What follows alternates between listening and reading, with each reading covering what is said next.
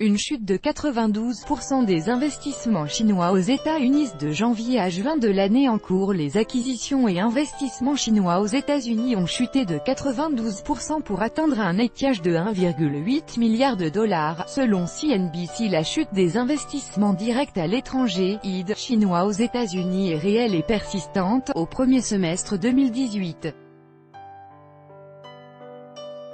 Les entreprises chinoises ont réalisé des acquisitions et des investissements pour 1,8 milliard de dollars seulement, soit une baisse de plus de 90% par rapport au premier semestre 2017, a annoncé CNBC en se référant à la société de conseil Rhodium Group, ajoutant que le rythme des nouvelles transactions annoncées restait lui aussi faible.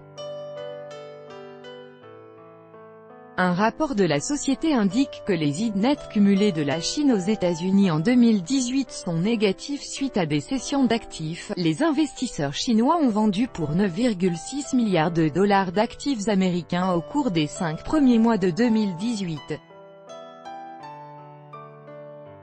Toujours selon le rapport de Rhodium Group, après un record de 46 milliards de dollars d'investissements étrangers directs en 2016, les investissements chinois ont chuté à 29 milliards de dollars en 2017 en raison d'un examen plus minutieux des flux sortants à Beijing et du contrôle réglementaire américain plus sévère des acquisitions faites par des étrangers.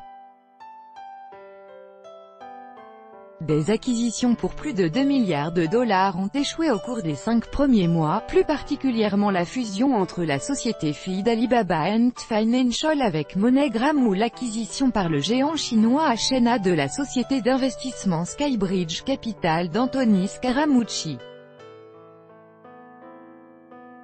Selon le rapport, le montant des contrats chinois aux États-Unis n'a atteint que 46 millions de dollars, tandis que d'ordinaire il constitue plusieurs centaines de millions de dollars.